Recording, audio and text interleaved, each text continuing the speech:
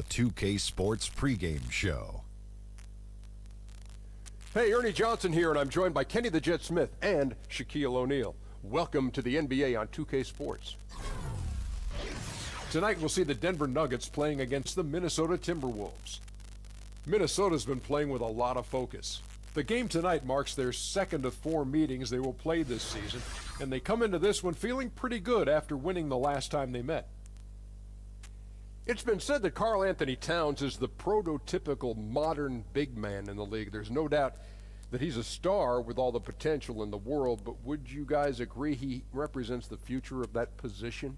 You know, I like him, one, because he's from Jersey. Then he can play inside and outside. He's lengthy and strong, but he's very mobile, agile, and fruitile. His skill set is coveted by every player. Fruitile? Oh, no question. I got that. What's fruitile? I got it from Dick Vitale. I don't know.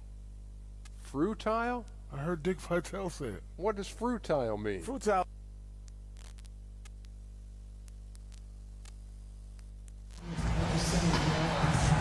Welcome, everyone, to this 2K Sports broadcast live from downtown Minneapolis.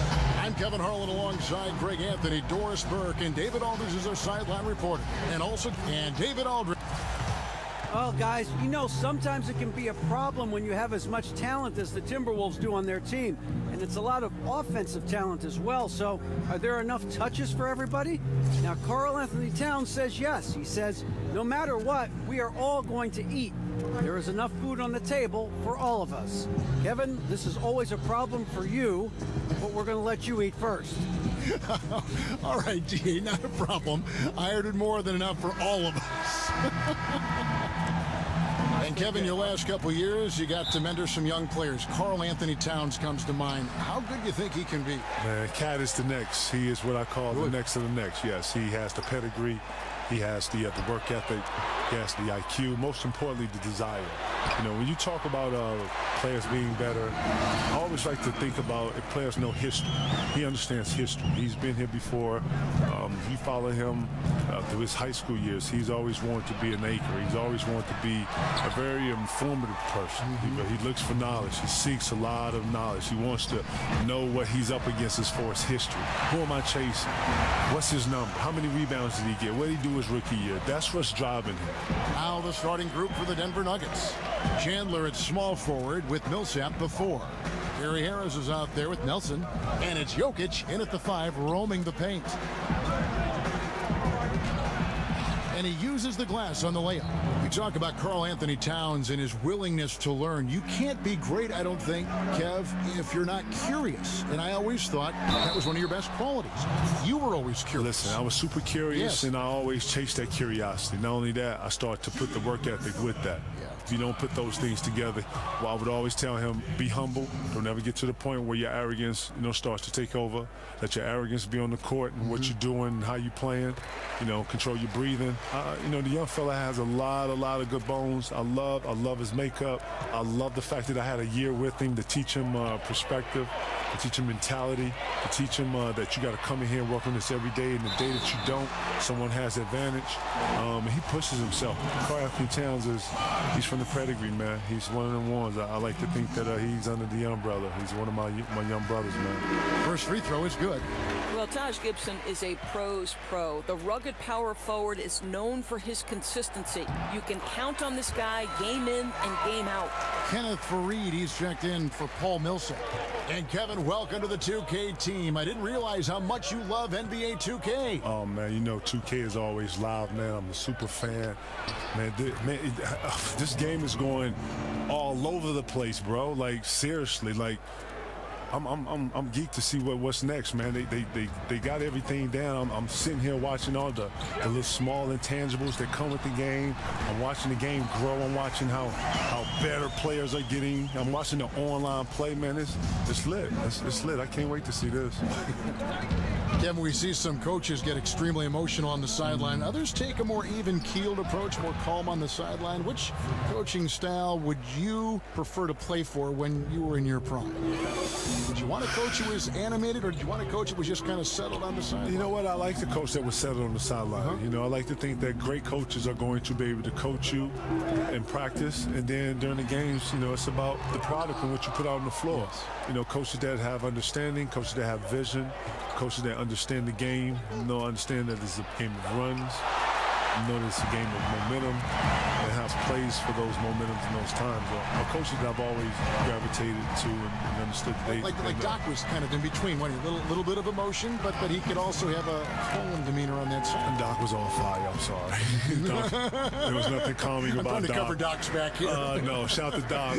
Doc will rip your head off if you wasn't supposed to. But you know what? You needed to play with that edge. You needed to know that if you wasn't in your spot, 1 through 15, you understood that you were supposed to be there, and it's good to play with that. I think that you don't want to be out there playing like, this is no big deal. Every play is a big deal, and no play absolutely, and you know what?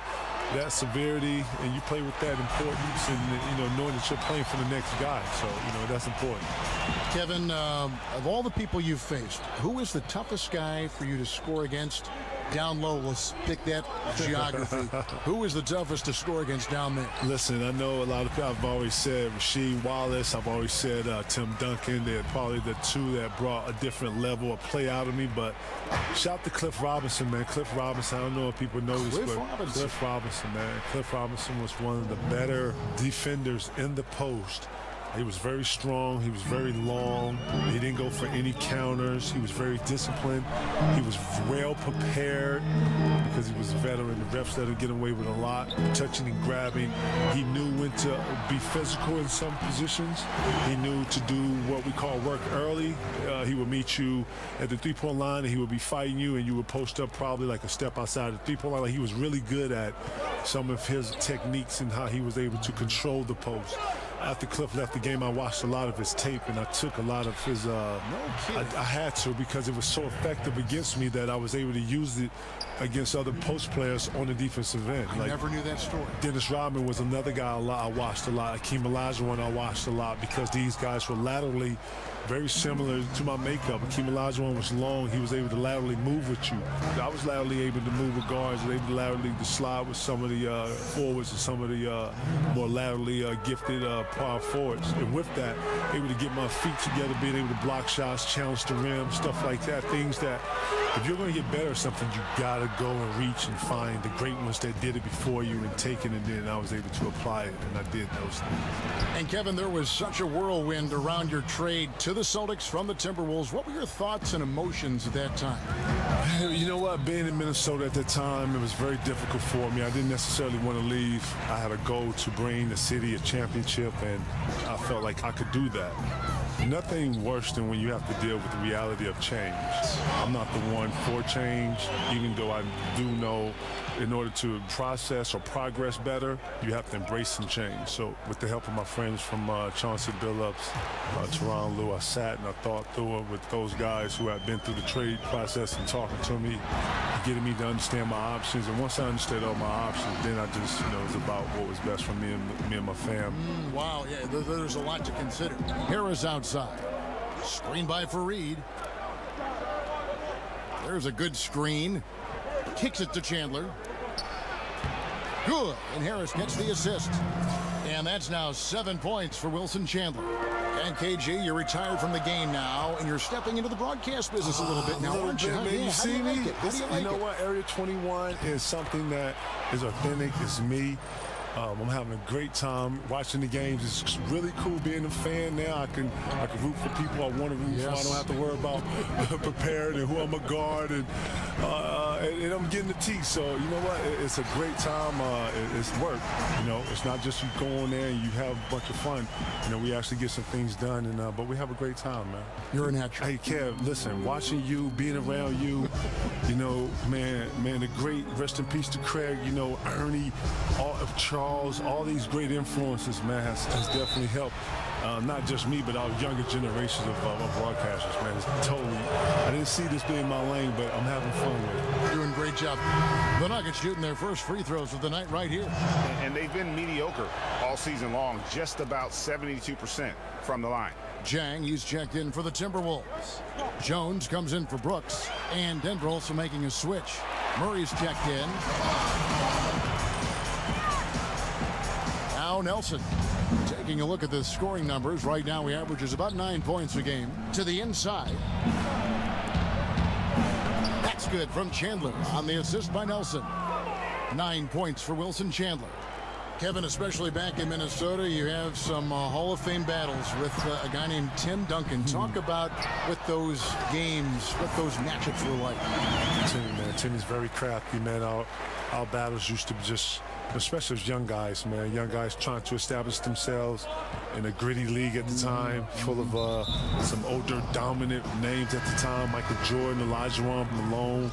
You know, the time where the forward position was a very, very tough position. But Timmy was one of them ones, man. Used angles very well, was very long, had a lot of counters, very strong, and had an inner beast that people really didn't really talk about because you didn't really necessarily hear or see it. But man, Timmy's one of the best, man. It's not by coincidence. He's one of them ones. Denver leading by 3. To the inside, Butler with the steal. And the dunk by Towns. Well, he's just having a lot of fun. When your offense is going like this young man's, Karl Anthony Towns knows no bounds. Denver's gone 3 of 6, 50% from deep so far tonight. Kevin, when you played, we all know how intense you were, how much you cared. That, to me, was the thing that you cared so much about the product, about your team, about the game. But some people have said that maybe there was a streak of you that was mean is maybe not the right word, but you were overly aggressive. But I don't know how you could have played any differently. I call it dialed in. What? You know, I like to think that if you're trying to accomplish something, then, you know, I only know one way to accomplish something. You go at it with everything you have. Yes. You go to dominate it and take it over. You don't go at something lightly. Can't walk through the park with this game. Not at all. Not at all. And this game is full of talented elites. Night in, night out, you're playing someone that can typically go for 50 easy. So true. The Timberwolves making a switch here. Mahimi's checked in. Miles checked in for the Nuggets.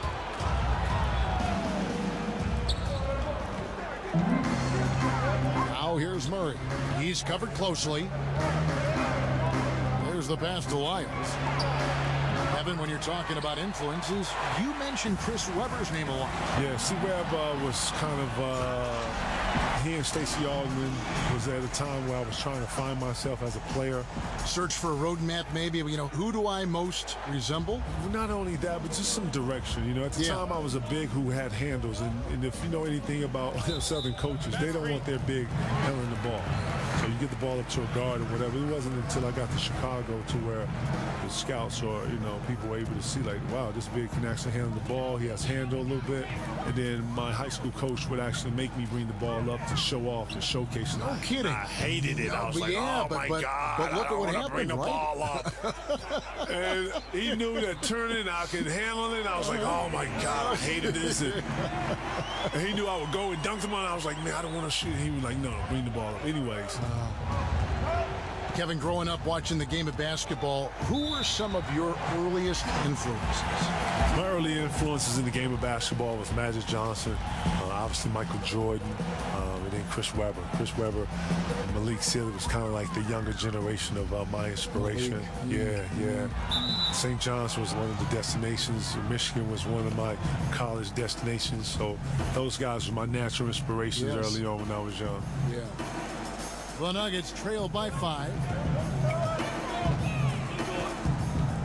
That's tipped. Dishes to Barton. On the wing, Chandler.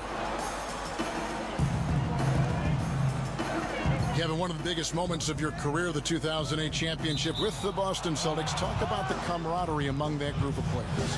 You know, Kev, I can tell right away that we had something special getting together right in September, right before the year started. We started working out together. We started sharing concepts and how we saw the game. Right away, I could tell that the appetite was there. 1 through 15 guys. It's very rare that you're able to get that many guys in that early.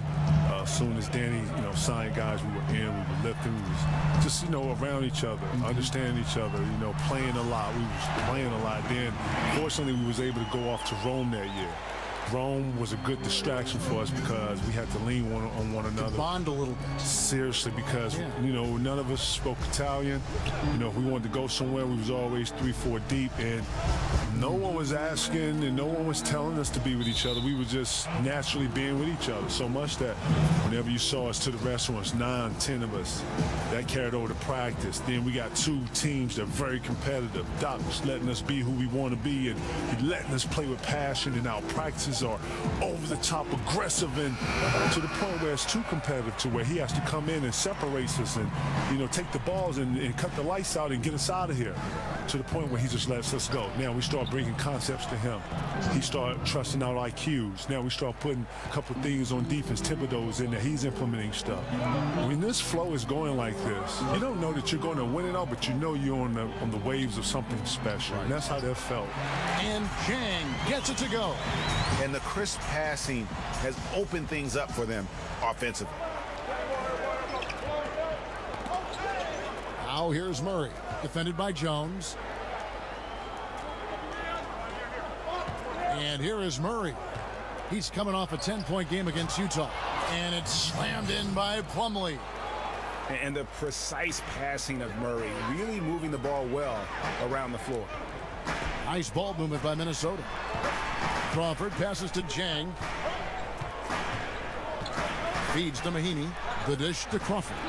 He's looking for Mahinmi and finds him. And Mahinmi with the stop. That's how it's done, my man. Jan Mahinmi attacks the rim. No one gets in his way. The Nuggets trail by 4. The feed to Plumlee. Reverses. And it's good on the way in. And the combination of his quickness and soft touch around the rim really allows him to pull off shots like that. A lot of players don't have the reverse in their arsenal. And watch out, you don't bring the whole basket down on top of you, young fella. I don't think he ever wanted to let go of the rim. And the foul called on Jamal Crawford. That's foul number 2 for him. Boy, picks up that second foul very early in this game. He's going to have to tread lightly for the rest of this half. Martin with it, and Crawford picks him up defensively. Crawford against Barton. Murray sets a screen for Barton. Back to Murray. Shot clock at 6. Tipped away. The Nuggets need to get a shot off here. It's been all about Karl Anthony Towns for the Minnesota Timberwolves. Setting up teammates and getting buckets. He is looking as determined as ever. We'll get right back to the action when we return.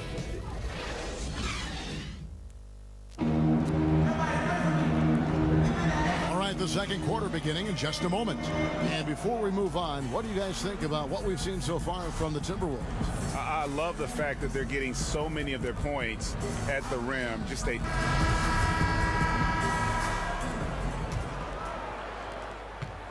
The Nuggets trail by 4. And a moment now to reset the lineups, courtesy of Gatorade, all fueled up for the second quarter of basketball. So on the floor for Denver, Murray out there with Will Barton. Then there's Paul Millsap. Then there's Plumlee. And it's Lyles in at the 4 spot. Gets it to go from beyond the arc. Crawford's got himself on the board with 3 there.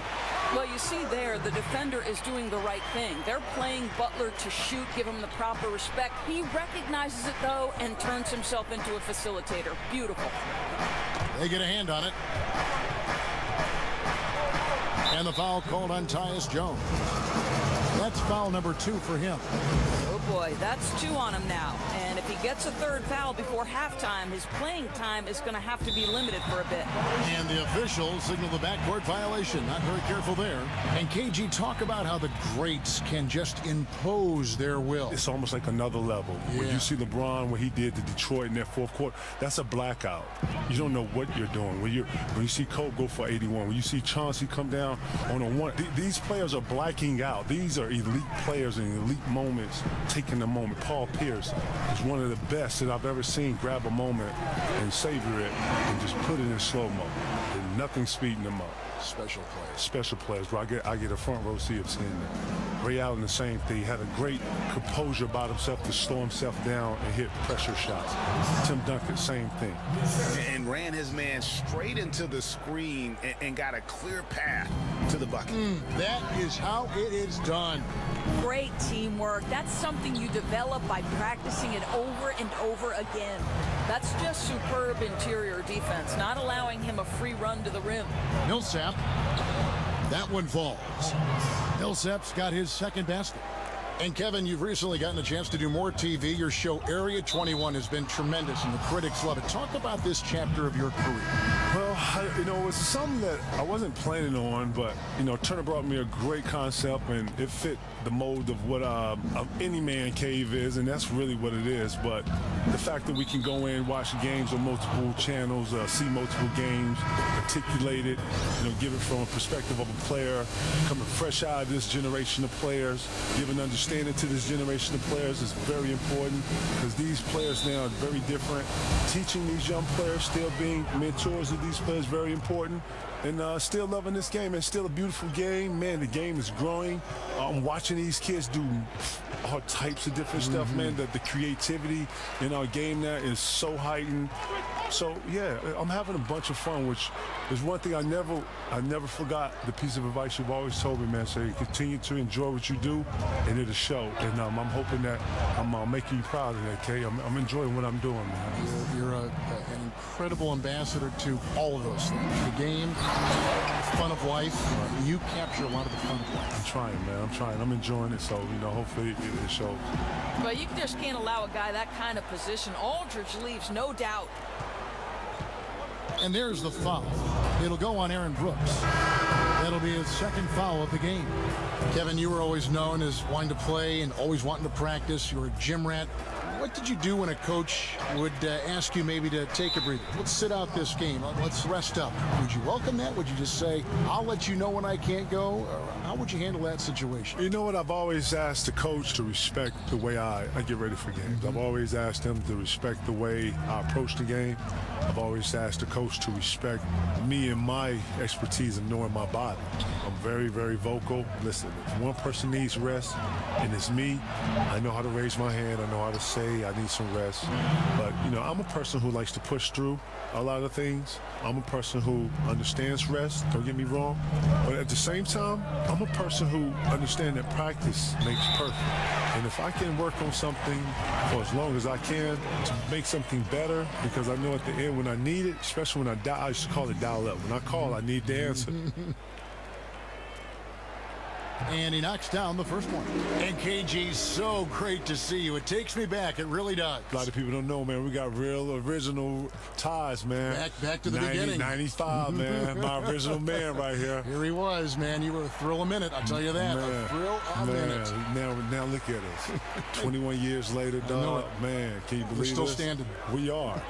They haven't caught on yet. Don't say anything. Okay. And he drops in the layup off the glass. Brooks has got his first 2 points.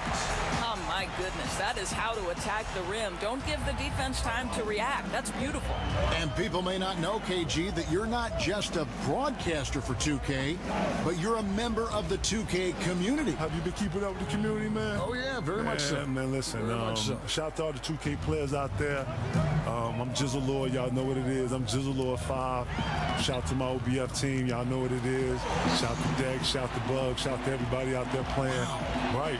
We definitely. Wow. It's all good. I'm OBF. I'm about the team. I'm gang. You know what it is.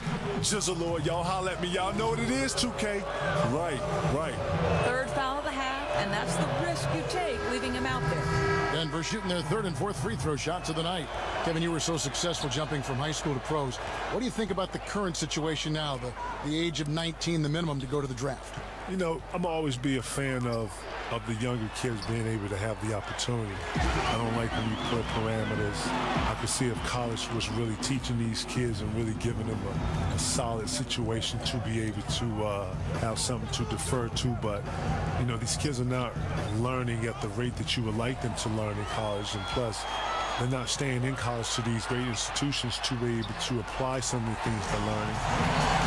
So I just think that they need... They're basketball players. They're basketball players, but they should have the opportunity to take advantage of if you're able to play at 17, 18 like I was. Not saying that every kid's going to have that, but you have obviously the D-League. You have all these multiple leagues throughout the world and where kids go to play. You know, some kids have missed out just because of that 1 year and some mishaps. And you sit here and you can say, you know, for business is good for this. Listen, the business is what it's going to be. We need to develop and have these kids be professionals more than anything. We need to grow these kids from a skill level and an appetite level. Our game was built off for wanting to be better than the ones that's come before us. You know what I'm saying? Lou Alcindor came in here. He was, a.k.a. obviously Kareem Abdul-Jabbar. He was more encouraged to beat out Wilt Chamberlain and Bill Russell more than anything. And then that starts to trickle down from the effect of from Jordan wanting to be better than Larry Bird and Magic to Cole wanting to be better than, you know, it's the same thing. It's being trickled down. And when I think of greatness, I think, you know, it's going to follow. It's going to be shadows, and at some point it's going to mimic. Kevin, it's been said that some guys hated to play against you. Is there someone you hated to play against for whatever reason? No.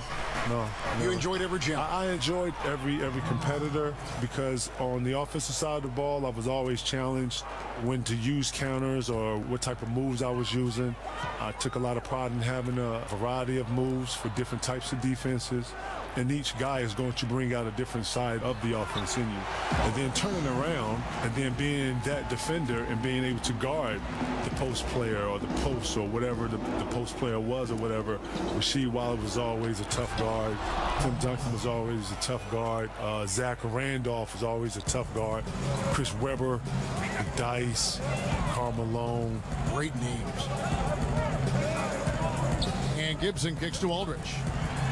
Gets in, and he's a very efficient 5 for 6 on the game. Ooh, with a player this hot, I don't see their lead going anywhere.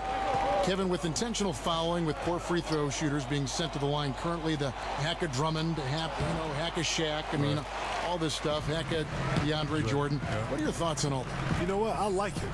You know what it's going to do? Part of the strategy? It's going to put the strategy, and this is part of it. And you know what you got to do? It's going to make all those guys you just named work on their free throw. Because if any advantage that you have in the game, coaches are going to expose it. Coaches are going to expose all weak points, as they should, as any sport, and as any great is going to expose any weaknesses in defenses. He's going to look to expose those things. So this is one of the things that dictates the game, and these guys are going to have to be better. It's going to push them. It's going to make them better players.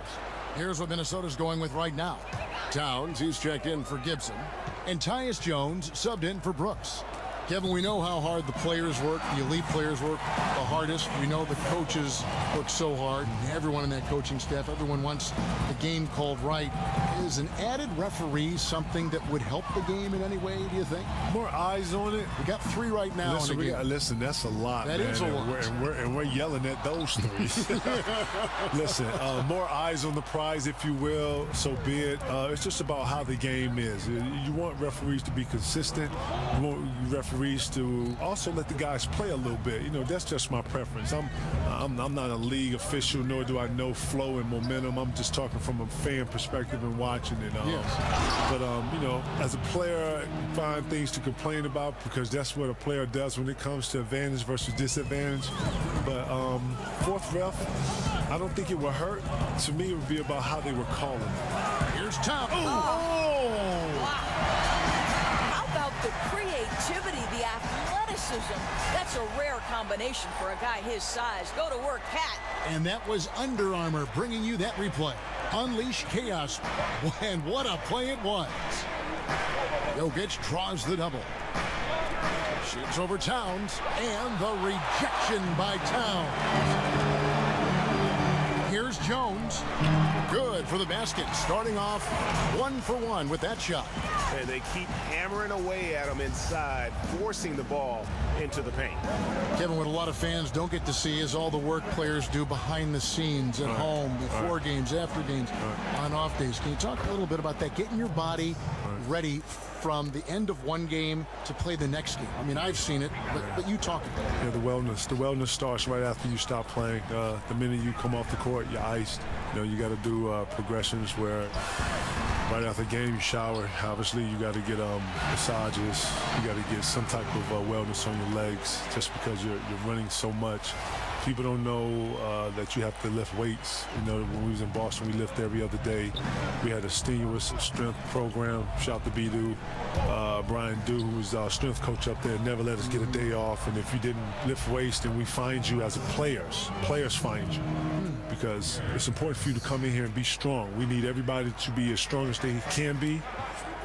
So you have to lift. And then actually, you practice, but after practice, you have to put time into your own personal game. Right. So much goes into it. It's amazing. Harris kicks to Millsap.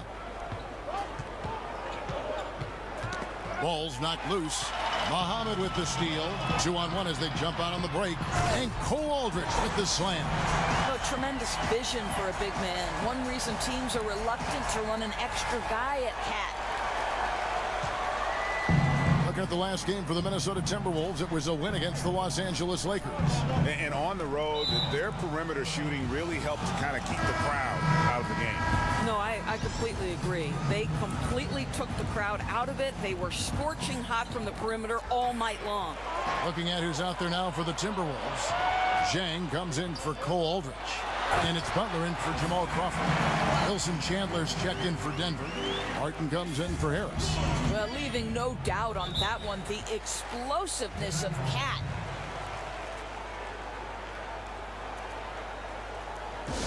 Timeout is called. First of the game for the Nuggets. They put up a nice win against Utah last time out.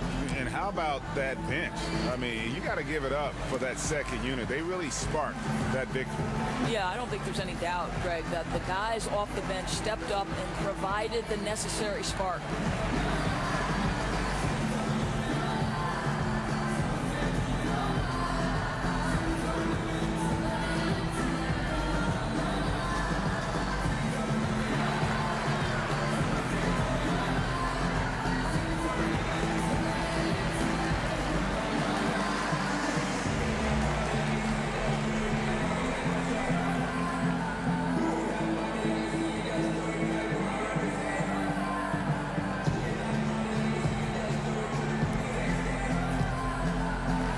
Lyles checked in for Denver.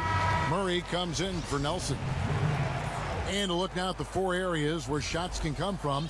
The paint, mid-range, and shots from deep, all broken down for Denver. And they've been doing a great job of getting into the paint and scoring inside. The defense allowing them easy access to the rim, and boy, are they taking advantage. And with that shot, the Timberwolves lead is cut down to 9 in the bucket from Chandler. Here's Zhang. The shot's good on the assist by Butler. Butler's got his 4th assist in this one.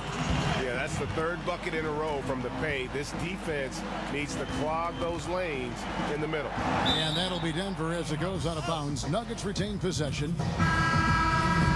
With a break in the action, let's take a peek at the top rebounding teams in the NBA this season. The Nuggets 3rd. It's not necessarily a glamour stat, but make no mistake, their top-notch board work has been a huge key to their success. Mason Plumlee's checked in for the Nuggets. And it's going to be 2 free throws. Drew contact on the shot. And here's a look at some numbers for Jimmy Butler. What a run he's been on over the past few weeks. He's right around 17 points a night, 2.5 steals, and 6 assists. And with his great passing, he's been a catalyst for their offense, often seeing plays even before they materialize. There's no doubt about that. Great anticipation, excellent peripheral vision. His talents are really shining through. Chandler against Muhammad. The 10-footer. A tad short, but it's good off the front iron. Chandler's got 4 points in the quarter. And despite the hot start from beyond, they've gotten away from shooting the triple. Passes it to Muhammad. He kicks it to Jang. Outside Butler. Timberwolves passing it around. Towns. And the dunk by Towns. Boy, that's terrific vision on the part of Butler. Knows the offense is not created in a vacuum. Keeps the teammates involved. Always puts a smile on their face. KG, I know you can't stay any longer. You've got to move on, but we appreciate your time, and it's always great to see you. Kev, anytime, man. It's great to see you, man. Anytime you need me, you let me know, man. I'm here. Former MVP, Defensive Player of the Year and champion, Kevin Garnett. And Doris, one of the things that really strikes me about KG, he's as smart as he is athletically gifted. What a treat to have him join us tonight. Well, I'm in awe of his enthusiasm. And it's not just when he's talking, but when others are talking as well. There's so much life to the conversation. Everything he brought to the court for 21 years, he now brings to the booth. Kicks it out to Jones. Back to Jang. Butler in the corner to the inside. Unbelievable. The broad shoulders of Cat helps make him an excellent screener. 5 seconds separating the shot and game clocks. Murray dishes to Plumlee. Chandler a screen. Back to Murray. Up off the screen.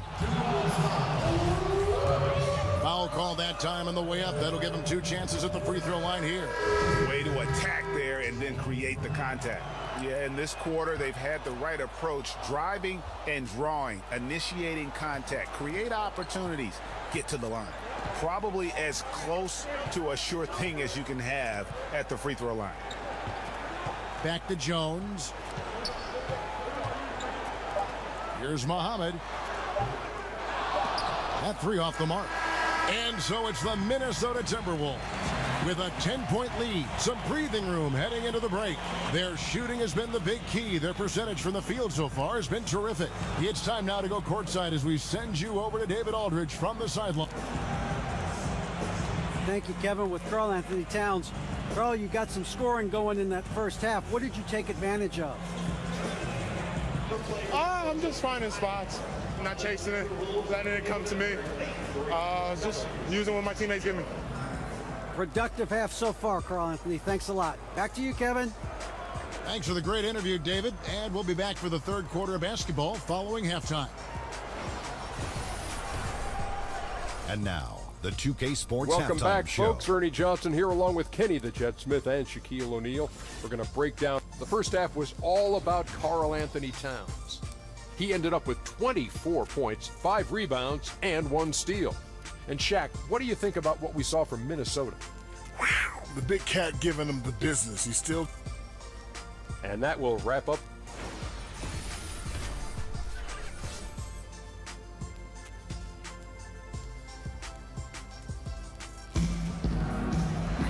And the third quarter about ready to get underway. Karl Anthony Towns has been sensational. And he's been a monster in this. And Doris, so many players do tend to shy away from contact, but which players, in your opinion, really love the physical aspect of the game, really helps their game?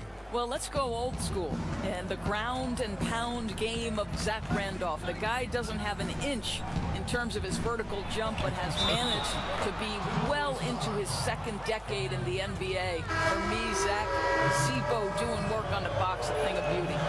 Jones and Butler in the backcourt. Gibson is the 4 with Towns in the middle. And it's Muhammad in at the small forward position. So that's the lineup for Minnesota. Here's Butler. No good on that one. Now the Nuggets take it the other way. Last time they met was in Denver. Yeah, and their last time out against this club, turnovers really did them in. Just way too many mistakes. They were forced into tons of sloppy play, and I think they'll be looking to be more composed tonight. And Muhammad kicks to Towns. Here's Gibson, and it's Gibson finishing it off. Well, Taj Gibson has built his NBA game on his ability to rebound the basketball consistently. What a great nose for it he has. Nelson, the pass to Chandler. Inside, here's Millsap. Gets it to go for bucket number 8. He's taken just 10 shots. They wanted a fast start coming out of the break, and they are now 3 for 3. Brooks dishes to Gibson. Outside Butler. From deep three-point range. Drains it from beyond the arc. Butler's got 7 points in the game. Well, playing a little long ball. Butler shows you have to respect him even if he enters the parking lot. Millsap a screen. Nelson kicks to Harris. Knocks it loose. Butler with the steal. Muhammad against Chandler. Well, Taj Gibson, a terrific athlete, easily gets off the floor to finish with authority. And that last replay courtesy of Under Armour. Another Unleash Chaos moment. And they call an illegal screen here. And quickly, let's take a look at the stats for Nelson. How last month turned out for him. 11th in three-point field goal percentage. And he's in the top 20 in assists per game. His talent for creating easy buckets for his teammates, such an asset. And no one's been able to guard him out there. Defender's been trying to get physical with him. But time and time again, he just shrugs him off and drills it. On the wing, Chandler. Bounces high off the rim and drops. He's got 18. Wow, and how huge has he been today? Really just giving his team a nice lift. They'd be in a much deeper hole without his contributions, no doubt about it. And the dunk by Towns. Well, such work ethic. Towns brutal on the offensive glass. Just under 2.5 minutes into the third quarter now. Now, here is Nelson. He's got 9. And here's Chandler from the arc. The basket good off the assist from Nelson. Nelson's got his 9th assist in the game now. Brooks kicks to Butler. They set the pick. Towns. And the dunk by Towns. Well, takes contact, keeps his balance. Nice finish by Towns. The Nuggets trail by 9.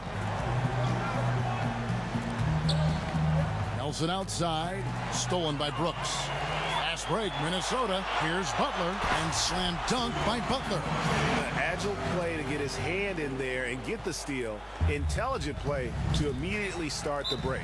Denver calls timeout. And Doris, at the end of last season, the Timberwolves debuted their rebrand plans for this season. Well, it was the right time, I think, to keep the logo fresh, and the team did a great job. You feel as if this will be the constant look for what is a new era in Minnesota basketball. Karl Anthony Towns with a strong contribution so far in this one. Boy, he's been relentless, and to this point, they haven't had an answer for him on the inside. Let's see if they make some adjustments coming out of the timeout.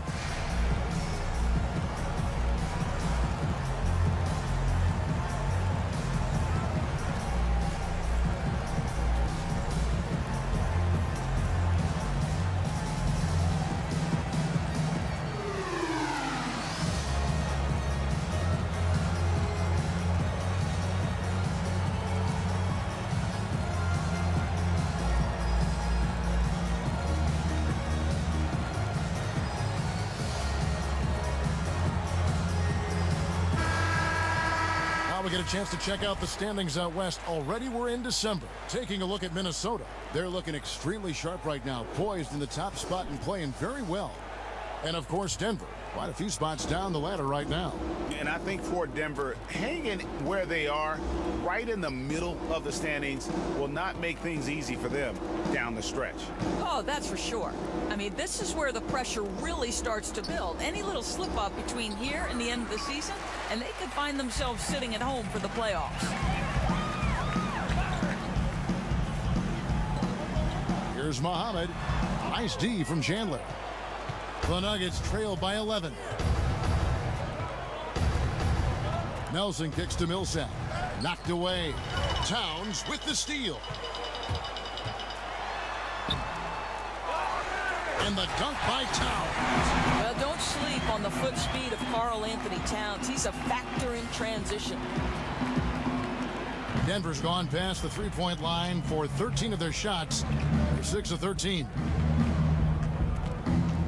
And out of bounds as the Timberwolves gain possession. These players have excelled at setting up their teammates this month. The 2K leaderboard shows us the recent assist leaders. Second is Aaron Brooks. Really been in sync with his teammates over that period. I mean, his passing has been phenomenal. Jamal Crawford, he's checked in for Minnesota. And Denver with a change here too. Fareed's checked in for Wilson Chandler. Shots good by Gibson. Well, if it ain't broke, don't fix it. They keep getting it in the paint and continue to score consistently. To the paint, here's Millsap. Good, and a nice assist from Nelson. And that's now 19 points for Millsap. What a fantastic game he's had on the offensive end. If only his teammates could keep up. And the dunk by Towns. Oh, he just punches that one down with a fury. He rubs it in a little deeper with the hanging finish. Brooks against Nelson. And here's Harris from the arc. And again, Denver with the triple. Boy, ran his man right into the pick and got the open look. Basketball 101.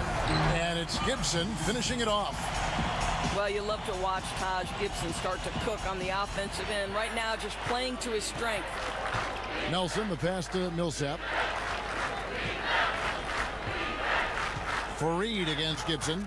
That's going to be over and back. Not watching for the line that time. And really, this is where efficiency matters. Value every possession. You simply have to make smart decisions. You're only hurting yourself with these miscalculations. Brooks against Nelson. Poked loose. Crawford dishes to Brooks. Towns kicks to Gibson. Nice ball movement by Minnesota. And now Harris running the floor all by himself. Yeah, sprinting end to end, but under control. That's the key. No, exactly right, Greg. You can't go too fast. He pulled that off in brilliant fashion. Out to Brooks. To the inside. And Towns the bucket on the assist by Brooks. Brooks has got his 7th assist in the game. And defensively, they are on their heels every time the ball comes inside. Here's the break. Here's Butler. Makes it off the glass. Butler's got 11 points.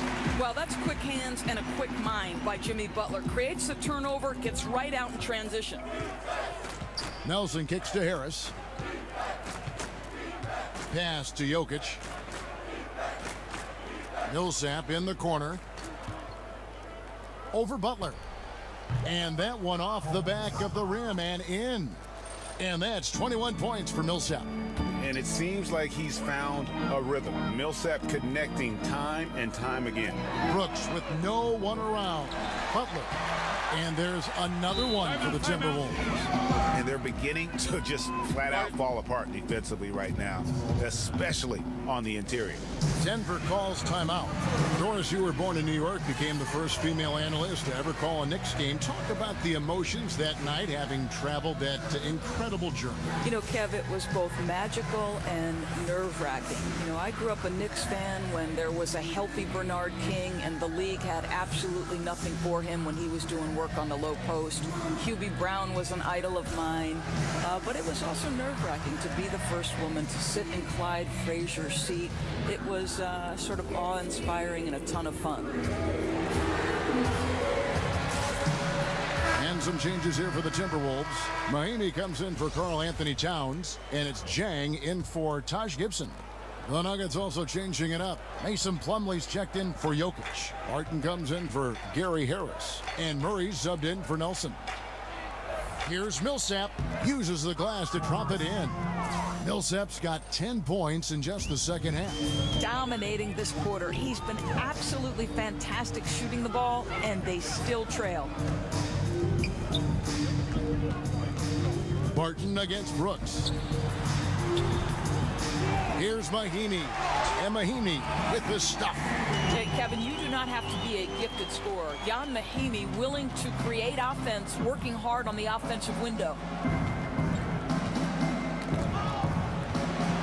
Fareed outside.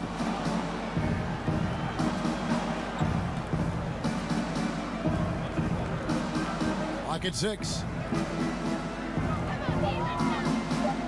Now here's Murray. He's guarded closely.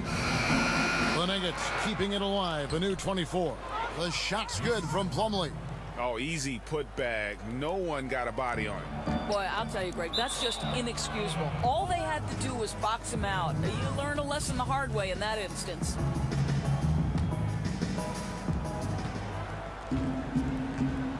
Murray with it. He's playing a pretty big role for him at the offensive end, averaging about 12.5 points a game. And now the Timberwolves on the break. Crawford leading the charge. And counted, and a chance for one more at the free throw line. How about the passing? They are moving the ball without any thought, without any individual agendas. This will be his third free throw shot of the game. Free throw drops for Crawford. And Doris, looking at the financial health of the league, tremendous TV ratings with the finals coverage again. Nearly half the teams valued around $1 billion, which to me is just unfathomable.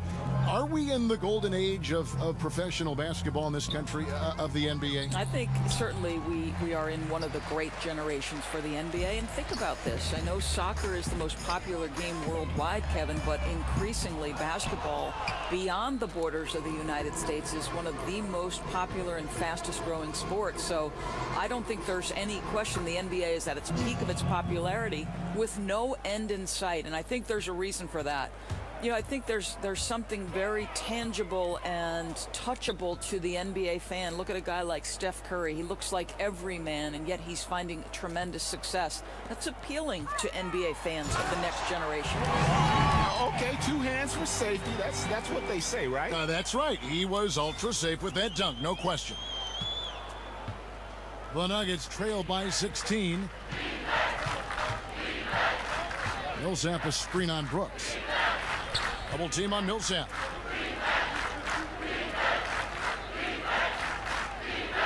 He feeds it to Barton. Just 5 to shoot. And it's Millsap. That time on the assist by Barton. 25 points for Millsap. I'll tell you, he's doing everything scoring-wise this period to try to keep them in it. Butler kicks to Mahimi. Brooks the pass to Jang. Mahimi with the screen for Jang. Over for Reed, and the Timberwolves tack on 2 more. Well, he's one of those guys who's kept their offense clicking. They're in front thanks in no small part to what this guy's done. Barton kicks to Fareed. Millsap a screen. Fareed dishes to Murray. Barton against Crawford. Crawford with the steal. And now Minnesota on the fast break. Here's Mahimi. And Mahimi with the stuff. And I think that play sort of sums up what we've seen tonight. Just simply being outplayed both sides of the ball. Smart basketball defensively, turning into easy points. Plumlee with the screen. It's stolen by Mahimi. It's hauled in by the Nuggets. Yeah, bad shot there. Trust is lacking. You got to be willing to make the extra pass. I'm not sure why he doesn't continue to move the basketball. Would have served that team much better.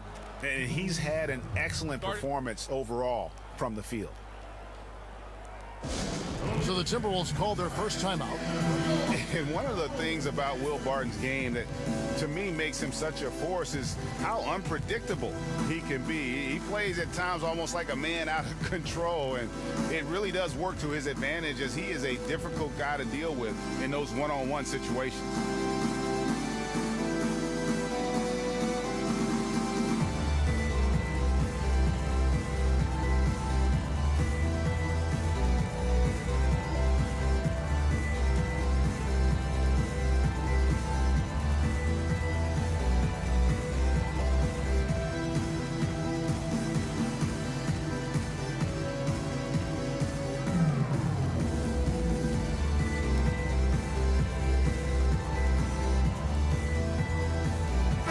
He's checked in for Minnesota. Tyus Jones comes in for Brooks. And Denver also making a switch. Wilson Chandler's checked in for Fareed. We've got 1:23 left in the third.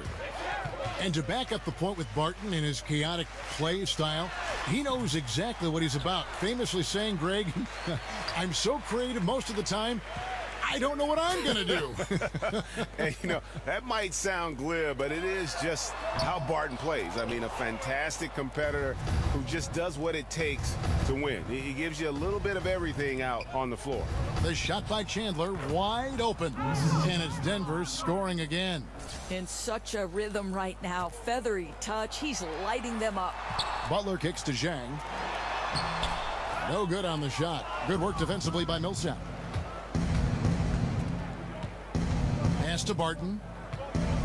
Millsap a screen. Murray with it. Jones covering. And it's out of bounds. Last touch by Jones. Miles checked in for Denver.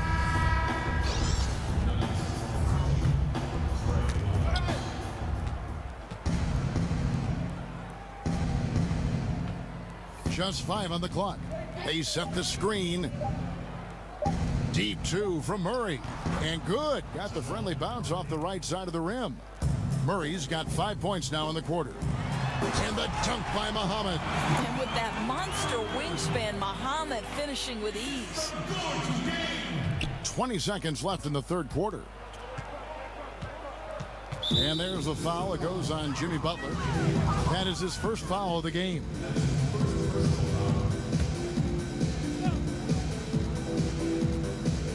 Fifteen seconds left to play in the third.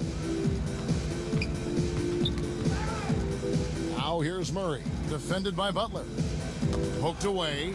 It's stolen by Mahimi. He got it up. And it's in. Oh, wow, he nails the buzzer beater. And you can't end the period any better than that. Boy, you call that a perfect closeout. You love the aggressiveness on the offensive end leading to that final shot. And so it's Minnesota in command with a 16-point lead as the buzzer sounds. Their strategy has been clear tonight. Work the ball inside, get shots in the paint, and now they are scoring with ease. We'll get right back to the action when we return.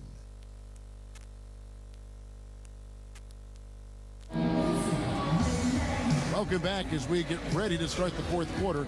Not exactly a nail-biter here, but you never know.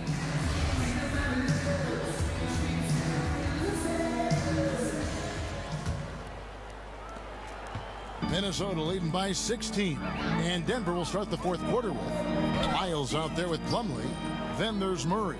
Then it's Will Barton. And it's Chandler in at small forward. Plenty of daylight on that shot. Muhammad's got the first points up on the board here in the fourth for the Timberwolves. Now here's Murray. Defense right on him. Chandler the pass to Lyles. Back to Chandler. Ball's knocked loose. It's stolen by Mahimi. Here's Muhammad, and the dunk by Muhammad. Well, this is where the improved conditioning for Muhammad really shows up in transition. And All-Star Week, a fan favorite certainly. But, Doris, I've heard you say on more than one occasion you'd love to see a 3-on-3 competition. Kevin, I think if you're trying to learn the game of basketball, putting yourself in a situation to play 3-on-3 is one of the greatest ways you can develop your game. One, it teaches you how to pass and cut, right? You cannot be effective in a 3-on-3 game unless you understand how to screen for somebody, how to set yourself up to come off of a screen. If the shorter dynamic of the 3-on-3 in a half-court environment is one of the best ways to learn how to play the game of basketball. I love that analysis. That's terrific. Ooh, just powered it down with both hands. You know he's not going to mess that one up. Oh, no, not this fella. He is a superb finisher. Time called here. The Nuggets decide to talk it over. You know, I think it's interesting. When you talk about being consistent, Jan Mahimi is a great example. This guy's a solid center who will defend and board for you. So important. And Doris, Mahimi is not a flashy player by any means. Right. Jan is a guy who doesn't need to play with flash in order to impact a game. He does a terrific job filling up space on the offensive end when teams collapse off him. And this guy's got a great career field goal percentage because he takes only the shots he knows he can make.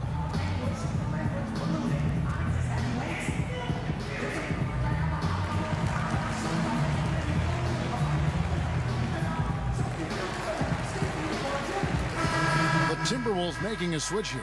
Gibson's checked in, and then for Denver.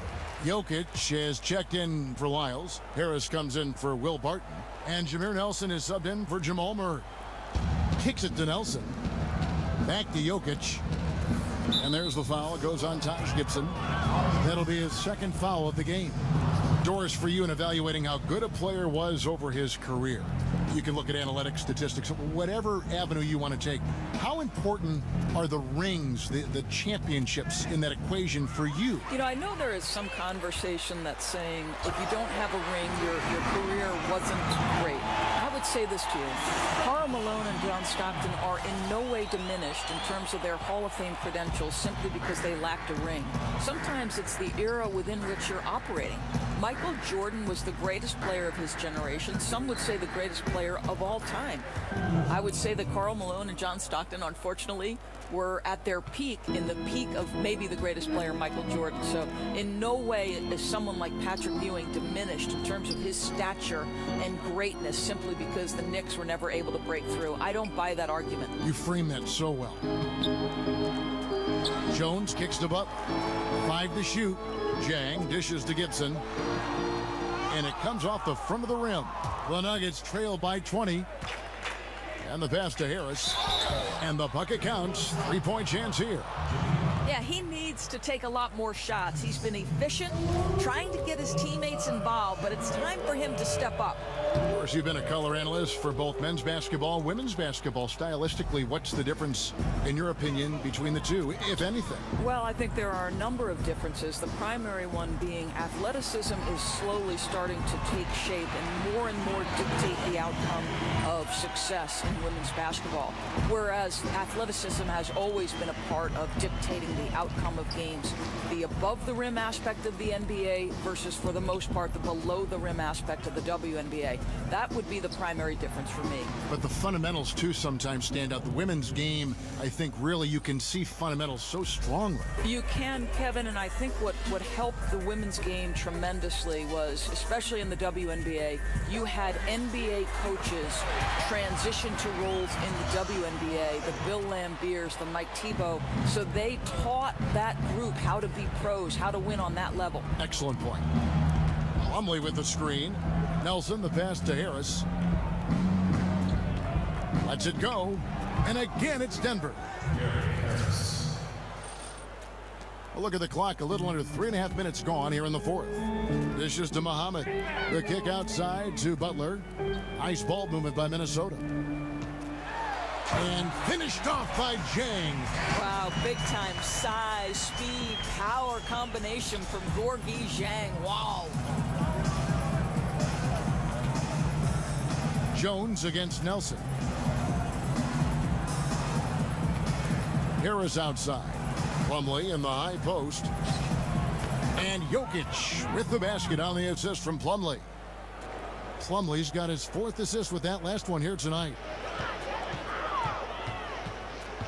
Jones kicks to Gibson. He dishes it to Jang. Back to Gibson. Muhammad, the pass to Jang. Muhammad on the wing. Count the basket. Muhammad's got 12 points here in the second half. Ooh, with a player this hot, I don't see their lead going anywhere. Nelson against Jones. The dish to Harris. Plumlee with the screen. Harris kicks to Jokic. 5 on the clock. Over Jang. And again, Jokic. Jokic has got 19 points. Defensively, this is what you know. He's coming off a hot game and looking to keep it rolling. Well, you want to slow this man's roll right now if you're the defense, because you've got to make somebody else beat you. He's cooking right now. And Jang kicks to Gibson. Jones for 3, and another 3 for Minnesota. The assist totals, Kevin, just continue to grow. They're way ahead in that category. Ball movement has been flawless. Harris with it. Butler covering. Butler against Harris. Fires from the line. Jokic. Basket is good. The assist from Harris. Harris has got 3 assists tonight.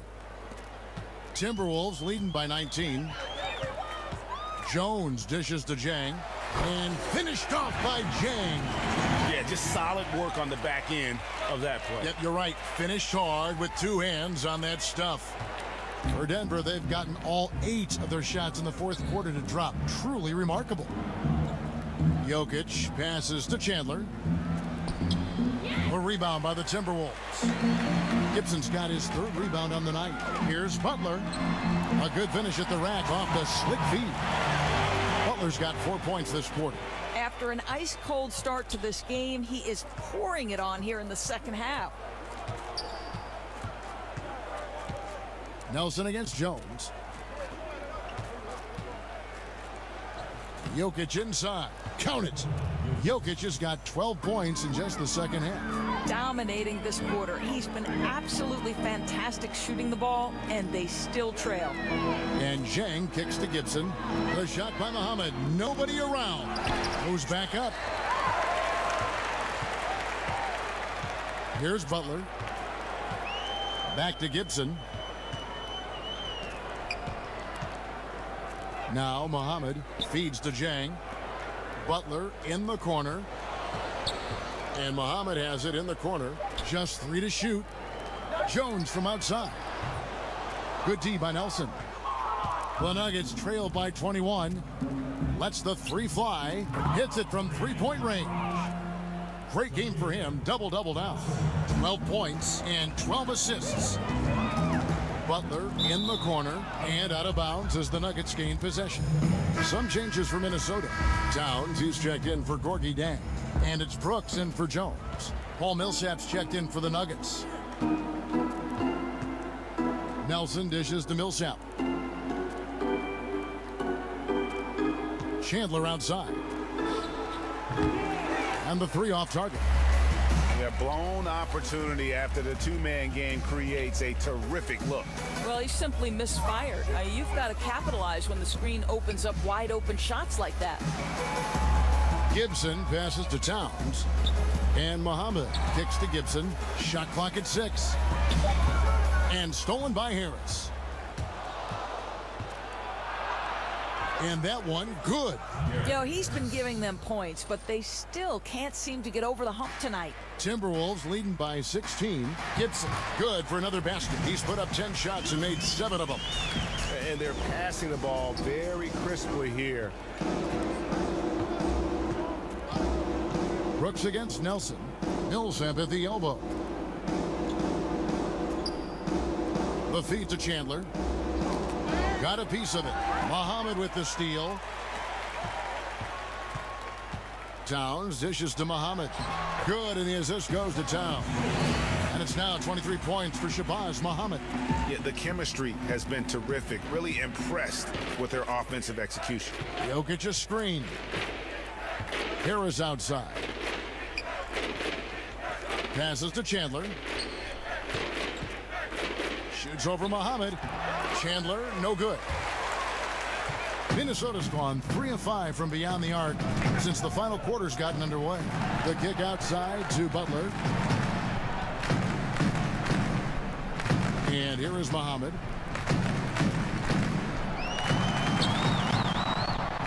Doubled by Nelson. 4 on the clock. Towns in the corner. The shot from 20 feet away. And that one's good. Brooks. Hey, Doris, on the subject of league expansion, Commissioner Silver has said that 30 teams feels about right at this point. How long do you think it's going to be before we add another franchise or 2 to the NBA? All right, let me just say that I completely concur with Commissioner Silver. The last thing we want to see when the NBA is at its peak in popularity is expansion that might dilute some of the competitiveness that we want to see happen. The bigger question right now is these super team issues. Are we at a point where there is such disparity between the best teams in the league and the worst?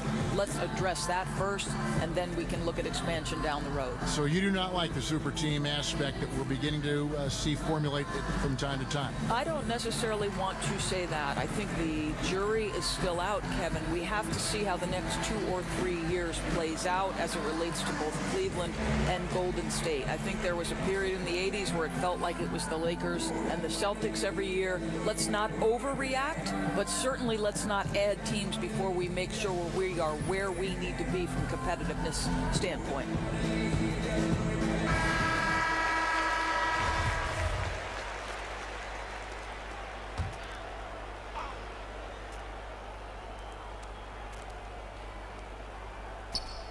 Towns with the steal.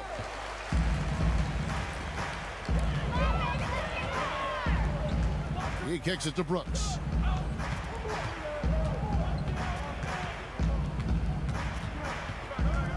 Doubled by Nelson. Outside Butler. Trying to find Muhammad. Gets it to him. 3 on the clock. Towns, no luck. His high percentage shot right at the rim, and he's wondering what happened. Nelson, the pass to Harris.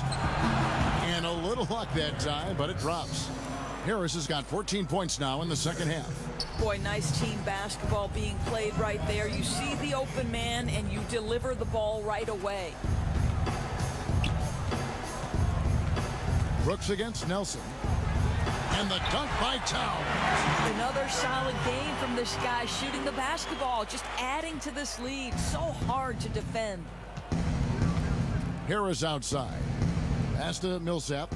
Some nice ball movement by the Nuggets. Nelson kicks to Chandler.